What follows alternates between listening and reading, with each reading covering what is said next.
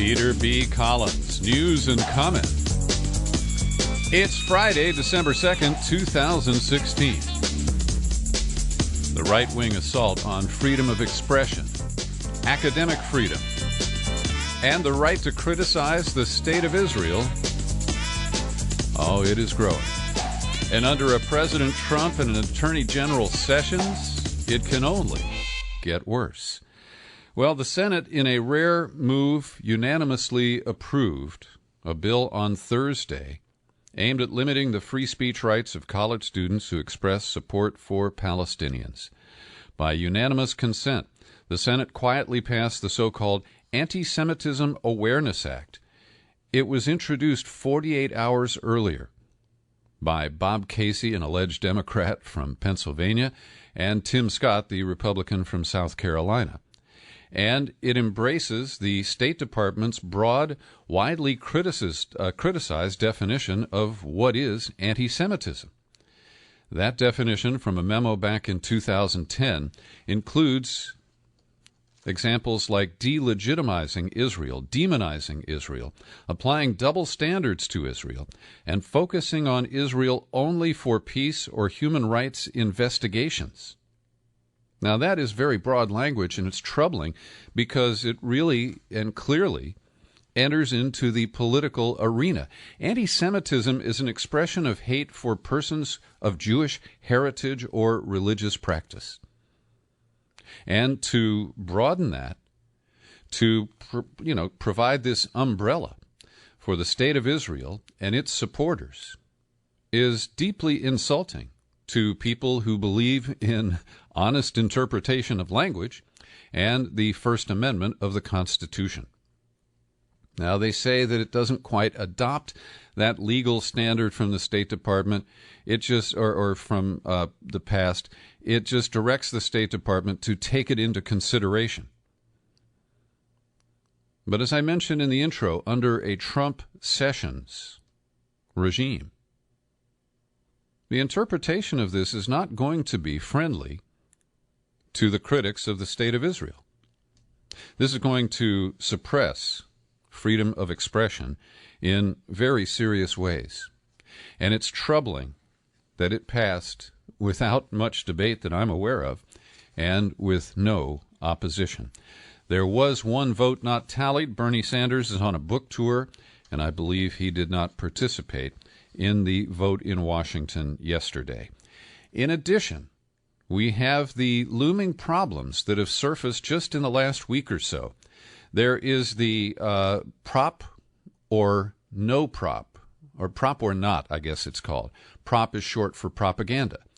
This was launched in an article by the Washington Post in about the same week that Marty Baron, the editor of the Post, took an award, the Christopher Hitchens Award, that was mostly for his work at the Boston Globe, where, to his credit, he led the team that exposed the pedophilia and the cover-up by the Boston Archdiocese that led to the movie Spotlight, which won an Academy Award.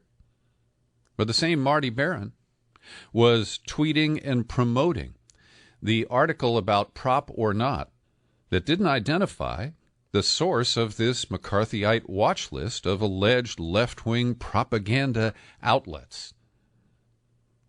In addition, we have the Professor watch list, which has been established recently by a conservative nonprofit called Turning Point USA. Charlie Kirk is the founder and executive director of Turning Point. He says some of America's college professors are totally out of line, and the list is dedicated to exposing professors who promote anti-American left-wing propaganda in the classroom. But who is the arbiter of this?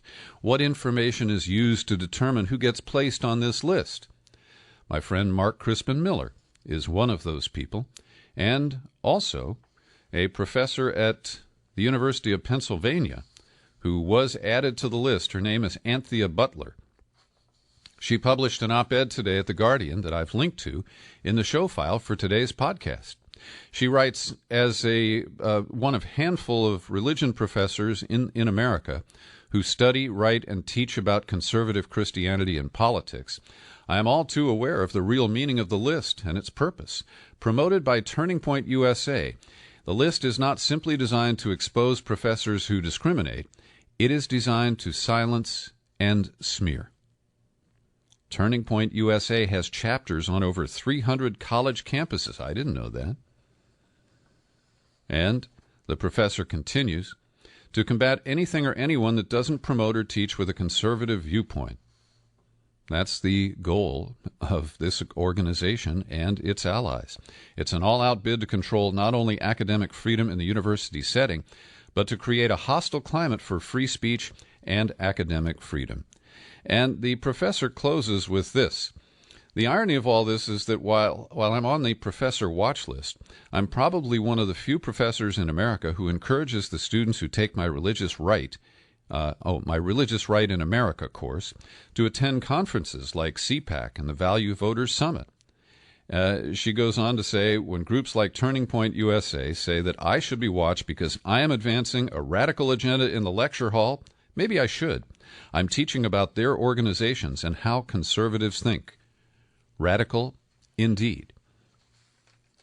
Now, caught up in this same wave, in my estimation, is the bid by Keith Ellison.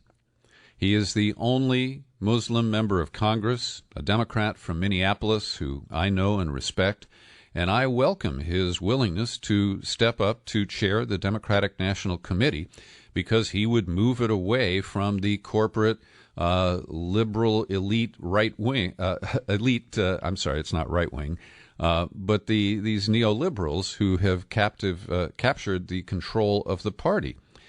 So now the Anti-Defamation League has decided to do a little defamation, and they have come out in opposition to Keith Ellison as head of the DNC. Now, what role does the Anti-Defamation League have in the internal policies and promotion of the Democratic National Committee? And we know that last summer, and the platform process when Keith Ellison was there representing Bernie Sanders, and they pushed for a plank that would be more moderate about the Democrats' support for the State of Israel and be more balanced about the interests of the Palestinians. Well, he lost that struggle. So the Anti-Defamation League is citing a comment that he made in 2010 that they consider to be disqualifying. Here's what he said. The United States foreign policy in the Middle East is governed by what is good or bad through a country of 7 million people, an allusion to Israel. And the head of the Anti-Defamation League, getting into defamation mode, said, his words imply that U.S. foreign policy is based on religiously or national origin-based special interests, rather than simply on America's best interests. Ellison's words raise the specter of age-old stereotypes about Jewish control of our government, a poisonous myth that may persist in parts of the world where intolerance thrives, but has no place in open societies like the U.S. Now, this is rich in irony, because it's not an open society if the Anti-Defamation League can prevent Keith Ellison from chairing the Democratic National Committee. And this is the kind of Orwellian thinking that is moving forward in our country today. Now, as a college student, Keith Ellison wrote some columns for his school newspaper where he defended Minister Farrakhan and the Nation of Islam. He also defended the right to voice diverse opinions on Zionism, saying that in opposing an anti-Zionist speaker, the university's position appears to be this: political Zionism is off limits no matter what dubious circumstances Israel was founded under, no matter what the Zionists do to the Palestinians, and no matter what wicked regimes Israel allies itself with, like South Africa. This position is untenable. Now, this is stuff that's 20 years old, and I think it was accurate at the time. But there's also union opposition building to Keith Ellison because they're concerned that it would be a takeover by the liberal allies of Bernie Sanders.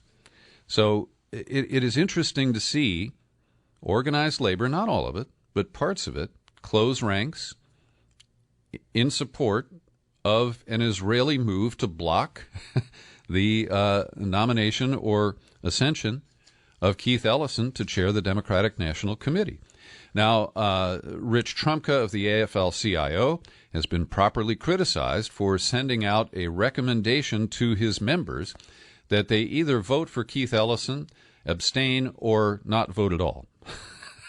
And I don't support that move either. But that's more of a political muscle move than something driven by the politics of the State of Israel. We have two interesting stories today about San Francisco-based entities that took on the FBI over national security letters and the associated gag orders, and they've kind of won. You may know about Credo Mobile. It is a nonprofit that provides wireless services, and if you subscribe, you get to kick back a portion of the money you pay to Credo every year to a nonprofit that you choose. I think it's a great organization. They received a national security letter in 2013 demanding that they turn over the information of one of their customers, and Credo Mobile resisted.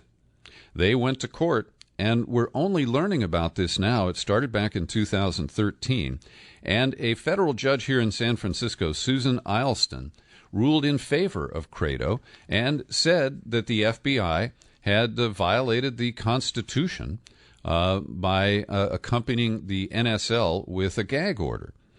So I think that this is a very strong development, and it is to the credit of the judge and to Credo that they continued to fight. The other entity that waged a similar battle, and it's probable that Credo didn't know that the Internet Archive, which is also based here in San Francisco, had received a national security letter, including a gag order, and that the leader of the Internet Archive, Brewster Colley, not only refused, but he refused to accept the gag order. And he is celebrating, I guess, a little today. The FBI has folded, rescinding the NSL aimed at the Internet Archive and unsealing the court records rather than risk a ruling that their surveillance orders were illegal. And Colley said, "This is an unqualified success that will help other recipients understand that you can push back on these gag orders."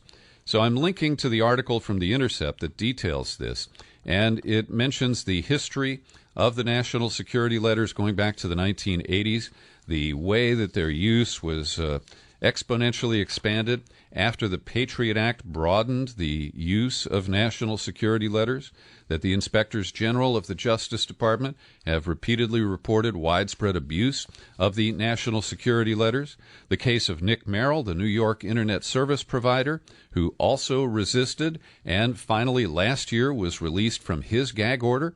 I've contacted Nick Merrill many times to try to get him to tell us that part of the story because I interviewed him while he was under the gag order, but he is remaining silent. I don't know why he chooses to do that.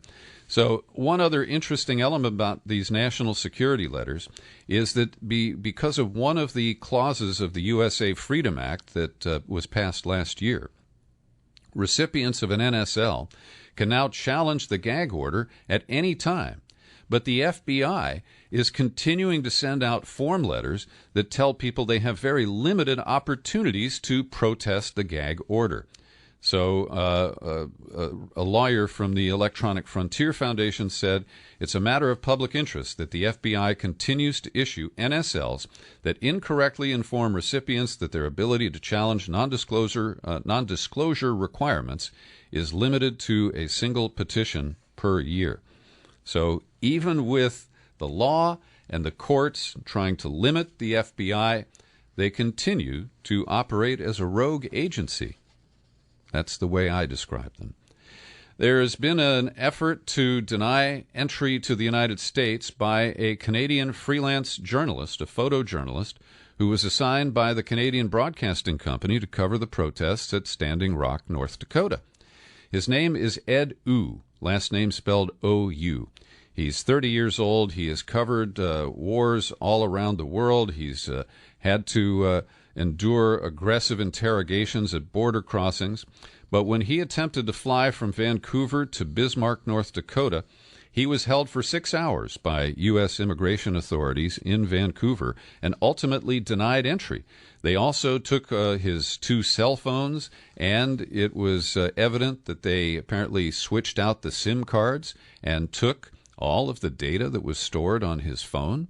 And so this is a very troubling episode to see our government detain an individual who they knew was going to cover this protest. And it raises further questions about the Obama administration and why the president has remained silent in the face of these egregious overreaches by law enforcement and the denial of the rights of the Native Americans who are trying to protect their water. So I think that this is an important case. It hasn't seen wide coverage so far, but it is just another example of the creeping police state in this country and the unified effort to suppress the media and prevent disclosure of things that the government is trying to keep under wraps. Also, I'm scheduled in a couple of hours to interview 2 local elected officials from here in California who just returned from Standing Rock. And if it all goes as scheduled, I'll be releasing that to subscribers before the end of the day today. Every day I like to thank the people who subscribe and support my work with your subscriptions to the Peter B. Collins podcast. Let's see who's on the list today. Steve Wazensky, Patrick Garay. He just set up a new monthly subscription. Thank you, Patrick. Benny Alto is a longtime supporter from Oregon. Faith Peoples is a valued supporter, and I appreciate each and every one of you. The holidays are here, and if you do year-end giving, maybe you could consider giving a subscription to the Peter B. Collins podcast to a friend or family member. I'd be happy to arrange that for you. Just send an email to peter@peterbcollins.com, and we'll communicate on who you want to send it to, what level of support you want to give, and we'll make the arrangements so that you could give that to somebody and make it a very nice holiday gift.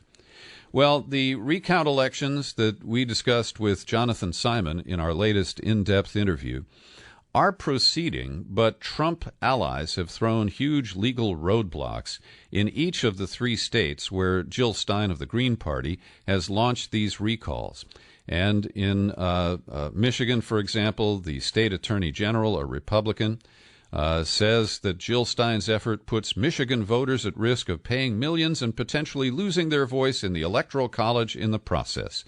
This court cannot allow a dilatory and frivolous request for a recount by an aggrieved party to silence all Michigan votes for president. Well, what he's really asking the court to do in his dilatory and frivolous filing is just run out the clock so that the Electoral College will meet before Michigan's recount is completed. They're doing similar things in Wisconsin, where the Stop Hillary PAC and the Great America PAC went to court saying that the recount could unjustifiably cast doubt on Trump's victory in the state.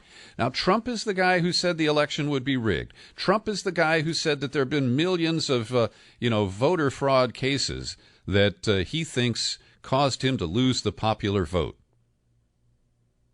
He's wrong about that, but his allies don't care. They're doing everything they can to gum this up and prevent an honest count of the votes. And I want to recommend that you look at Greg Palast's most recent recap that he published at Truth Out. There's a link to it in the show file of this of today's podcast. And he goes through some of the issues about how provisional ballots and spoiled ballots don't get counted, how there are overvotes and undervotes in Michigan that don't make sense. There could have been a calibration problem or an intentional miscalibration of the scanners that tabulate votes so that it captured a Trump vote but just barely missed a vote for Clinton. All of these are possible, but without a detailed recount of every ballot that's available on paper, we'll never know. And so it's very clear that I don't want to say very clear, but my fear is at this point that this recount will not produce anything useful, and it certainly won't produce anything in a timely manner before the Electoral College votes. And I regret to say that, but I think that is the case. I also want to recommend that you follow these issues at bradblog.com. My longtime friend Brad Friedman is a real expert on election integrity, and he does a great job covering these matters, and I hope you will check out bradblog.com. So Donald Trump went to my hometown of Cincinnati last night to hold a victory rally. It was truly bizarre. I saw just a few excerpts from it, but mostly he praised himself and slammed the media. He's a creation of the media. Without the excessive coverage that he was given, particularly in the early stages of the primaries, Donald Trump would not be claiming to be president-elect today. And the way he hammers the media, and certainly I believe that the media is at fault, but not for the things that Trump talks about. Trump talks about these personal slights, and they don't run good pictures of him, and, that CNN was unfair. Well, I saw a lot of segments on a lot of networks where people made claims that Donald Trump was unelectable, that there was no chance he'd be elected, and so there certainly was a bias against him. I don't deny that. But the real issue is coming up in some of these postmortems. There was one held at the Kennedy School at Harvard, and Jeff Zucker, the president of CNN, was part of a panel discussion where he took a lot of flack, and he deserves it. CNN did help create the Trump monster. And along with MSDNC and Fox, every time Donald got on the phone, they'd let him rant and rave. Everybody else has to go to a camera somewhere, a remote studio, or show up at the main studio. But they made all these exceptions for Trump. And CNN is having its most profitable year ever, on track to show $1 billion in profit. And so we can see that the media has created this monster, and now the monster has turned on it. And it's hard to know who to root for and who to root against. And in the seminar or the confab that was held in Cambridge, Massachusetts at Harvard, we saw that, people like Kellyanne Conway and her Clinton counterpart, Jennifer Palmieri, exchanged some pretty pointed comments. But none of them really acknowledge the real issues here. That the Democrats ran a tragically flawed candidate, a victim of her own self-inflicted wounds, the email scandal, the foundation, just to name two, and that Donald Trump did, in fact, use a race-based campaign to bring out of the woodwork a lot of voters who ordinarily would not participate. And so a lot of this yak after the election is pretty meaningless, but some of it is fun to see. The interesting quote of the day comes from Senator Sherrod Brown, the Democrat from Ohio, responding to the claim that Trump was going to drain the swamp of corruption in Washington, D.C. And Brown said, "This isn't draining the swamp," referring to the cabinet appointments. "It's stocking it with alligators." And I mentioned Jeff Sessions earlier in the podcast. You've got Tom Price, dedicated to dismantling Obamacare over at Health and Human Services. You've got the Wall Street pal, the guy who used to work at Goldman Sachs, Steve Mnuchin, heading to the Treasury Department. This monster Mike Pompeo, a Koch brothers ally who is going to be named director of the CIA. And the latest announcement, which was leaked, denied, leaked, and then confirmed last night, is that General Mike Mattis, also known as Mad Dog Mattis, will be named as the Secretary of Defense. And it's a really mixed bag, and I want to credit my old friend Marjorie Cohn. She's a retired law professor from San Diego, and at Truth Out today, I've linked to the story, she offers a pretty balanced view of General Mattis. He is a bloodthirsty militarist, and he led the assault on Fallujah in Iraq in 2005. And afterward, he declared it's fun to shoot some people. That was a year, says Cohn, after he oversaw that battle. And let's see, the 736 people were killed. At least 60% of them were women and children. He also supports collective punishment, which is a war crime. And when you apply that to Fallujah, it is the targeting of civilians, and it does rise to the level of a war crime. Now, what's interesting is that he opposed the deal with Iran, but has advised Donald Trump not to scuttle it. And likewise, Cohn writes, to his credit, Mattis has been clear-eyed about blowback from U.S. policy on Israel. He noted the U.S. is paying a security price in the Middle East because we are considered biased in favor of Israel. Here's a quote. I paid a military security price every day as commander of CENTCOM because the Americans were seen as biased in support of Israel. The other thing that's notable is that General Mattis opposes torture because he believes it doesn't work. And maybe he can knock some sense into the orange hair on that particular subject.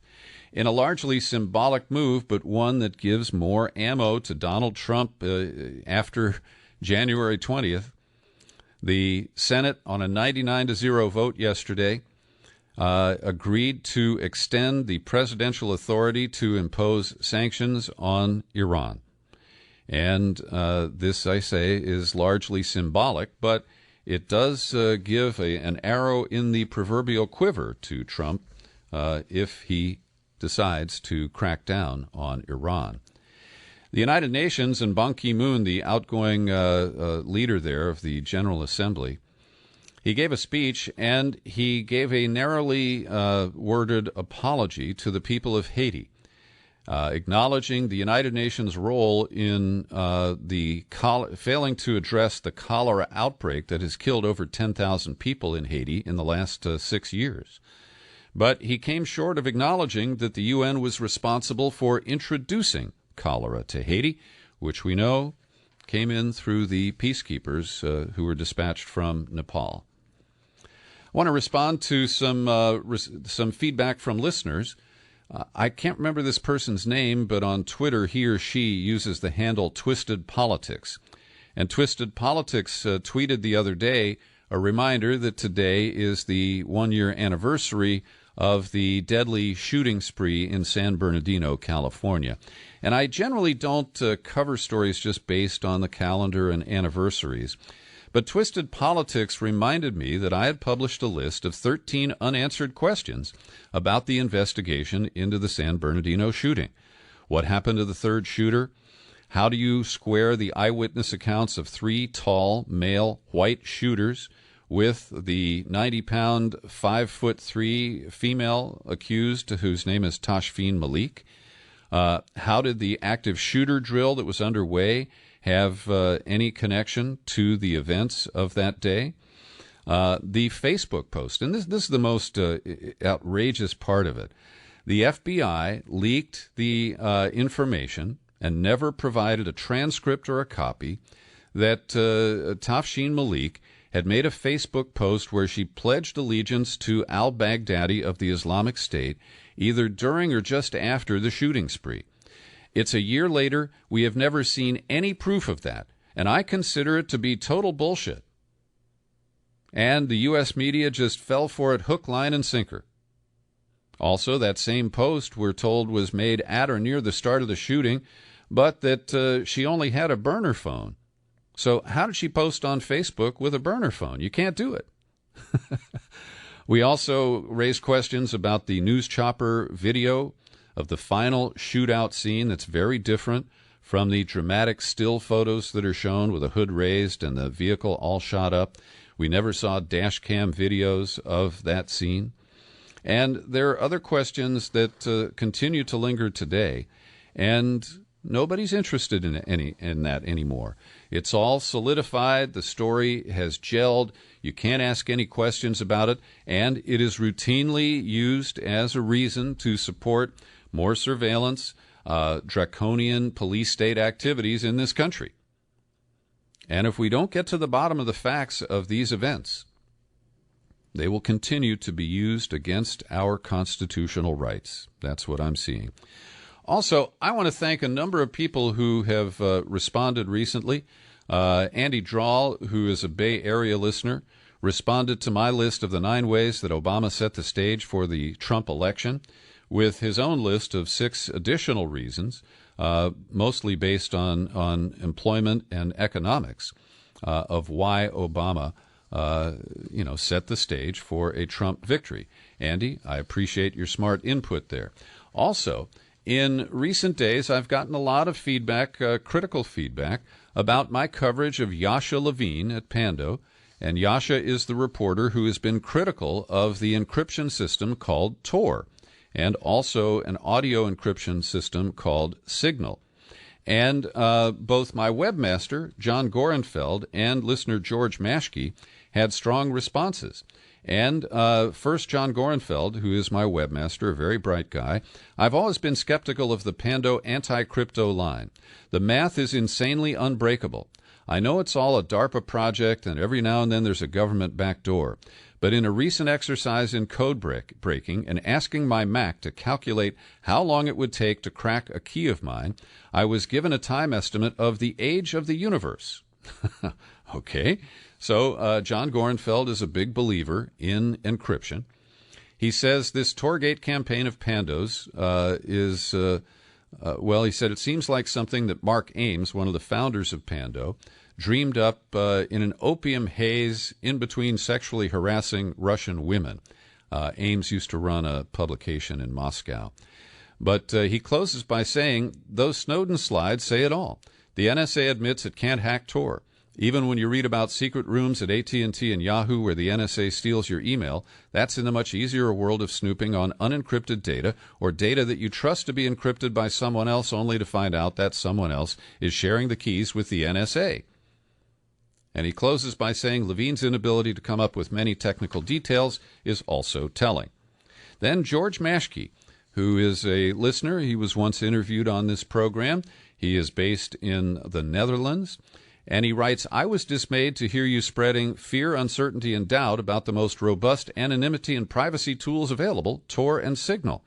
Yasha Levine insinuates that Tor is untrustworthy because it began as a U.S. Navy research project and continues to receive public funding.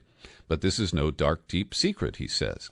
Moreover, the fact that Tor has had exploitable bugs does not mean that Tor is backdoored for the United States government. Vulnerabilities in the Tor browser are promptly patched as they are discovered. Note that such vulnerabilities have largely affected only users of Windows, not Mac OS or Linux. Most importantly, Tor is open source. Its code is open for public review. No one has ever found a government backdoor in it. I'm not sure about that. Indeed, Tor poses a formidable obstacle to mass surveillance. With respect to Signal, it too is open source, has been peer-reviewed. No backdoor has ever been shown to exist. In response to a recent subpoena for a Signal user's data, Open Whisper Systems could provide only the date and time of the user's last connection and the date and time the user's account was created. No information on other details. He goes on, Yasha Levine's critique of Tor and Signal consists of vague innuendo based on little more than the fact that both projects received public funding. This is shoddy journalism. Well, I respect your opinion, George, and I thank you for writing, and I will leave it to listeners to decide whether they trust encryption systems or not. Thank you for joining me for this free news and comment podcast, available daily on YouTube. I'm Peter B. Collins. Happy trails to you until we meet again. Happy trails.